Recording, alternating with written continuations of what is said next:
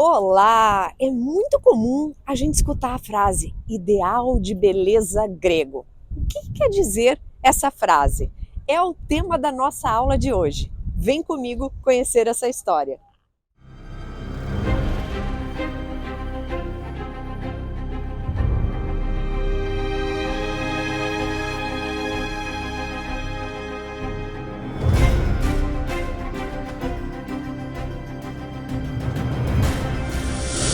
Para os gregos, o conceito de beleza está ligado à harmonia e à proporção.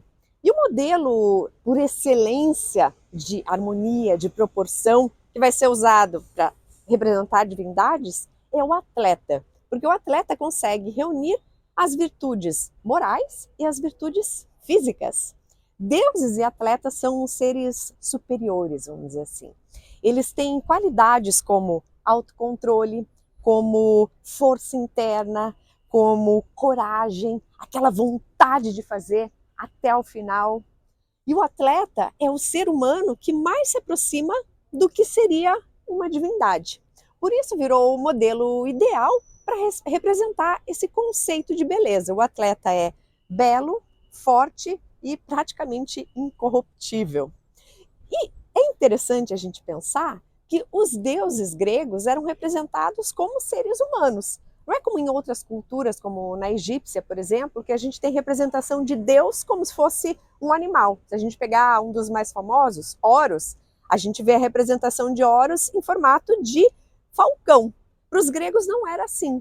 O ideal, a maneira de representar os deuses, o que mais se aproximava dos deuses, era esse atleta, que tinha um corpo perfeito, com as proporções perfeitas, forte, com todas essas virtudes. Ou seja, esse modelo de beleza atlético, o homem jovem, bonito, era o modelo ideal para representar deuses e deusas, porque afinal de contas, Zeus é um homem forte, inteligente e, será, incorruptível?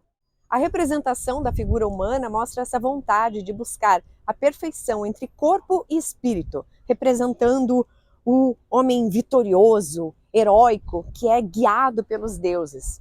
Se a gente pegar Homero na Ilíada e na Odisseia, a gente vai ver que várias vezes ele se refere a similar aos deuses para definir a beleza, a força dos seus heróis, como Aquiles, por exemplo. Isso quer dizer que ele está tentando mostrar que quanto mais forte, mais belo, mais perto da perfeição, mais se aproxima ao que é uma divindade.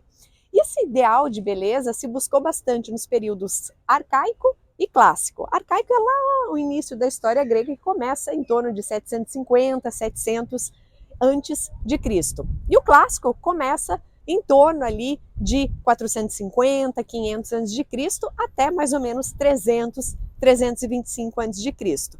No período helenístico, isso muda um pouquinho, porque os ideais serão diferentes do período clássico e do período arcaico. Vamos ver como é que foi essa busca pela beleza das esculturas gregas. Lá no período arcaico, então seria o início, as esculturas ainda são muito rígidas. Normalmente eles representaram homens jovens e mulheres jovens. São os couros, que são os homens jovens, e corés, que são as mulheres jovens. Essas figuras são semelhantes quase a um pilar, a uma arquitetura. Então, imaginem que é uma estrutura um pouco mais rígida.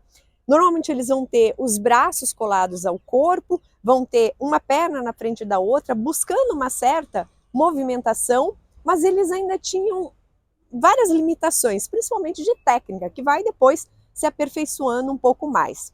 Se a gente pegar a Era de Samos, por exemplo, que é uma das esculturas mais famosas, a Coré Era de Samos, a gente vai ver que, como ela não tem cabeça, a ideia, quando a gente vê a escultura, parece realmente como se fosse a estrutura de uma coluna, de um pilar, com aquele corpo mais rígido, mas já estão buscando uma certa movimentação, porque as mulheres nesse momento não são representadas nuas, então a Coré sempre vai ter esse vestido, essa túnica por cima, e esse vestido da Era de Samos tem várias caneluras que dão uma certa movimentação, um jogo de luz e sombra, e deixam, mesmo que a estrutura seja rígida, com uma certa movimentação. Já no período clássico, vai evoluir um pouco. A gente vai ver que eles vão melhorar as técnicas, vão aparecer algumas ferramentas que vão ajudar nisso, e vão fazer principalmente esculturas em bronze. O bronze permite mais movimentação. Infelizmente, como a gente já comentou aqui nas outras aulas, temos poucas obras originais em bronze, mas a gente pode ver essa beleza de movimentação nas cópias romanas. Vou dar um exemplo, o Discóbolo de Miron. É maravilhoso, gente. É o atleta no momento que ele vai lançar o disco. E essa escultura foi bastante copiada lá na Antiguidade. Aqui em Roma nós temos duas cópias relativamente intactas. Uma está dentro do Museu Romano do Palácio Máximo e a outra está dentro do Museu do Vaticano. Inclusive no módulo 1 do curso do Vaticano a gente vai ter uma aula exclusiva sobre o Discóbolo de Miron, porque merece, gente. É um espetáculo de movimentação, esse atleta lançando o disco. E o que vai acontecer no próximo período, no helenístico, a partir do século IV a.C.? Esse ideal de perfeição, esse ideal de beleza, aos poucos vai ser abandonado. E as figuras humanas vão ser representadas mostrando dores, as capacidades humanas. Os heróis gregos vão passar a ser os generais, como Alexandre o Grande, por exemplo, vão ser os filósofos, os políticos, e a pessoa vai ser representada assim como ela é, ainda que muitas vezes de forma idealizada, mas a gente vai conseguir reconhecer essa pessoa. E vai aparecer uma tipologia de escultura que os romanos vão adorar, que é a chamada escultura icônica. O que quer dizer isso?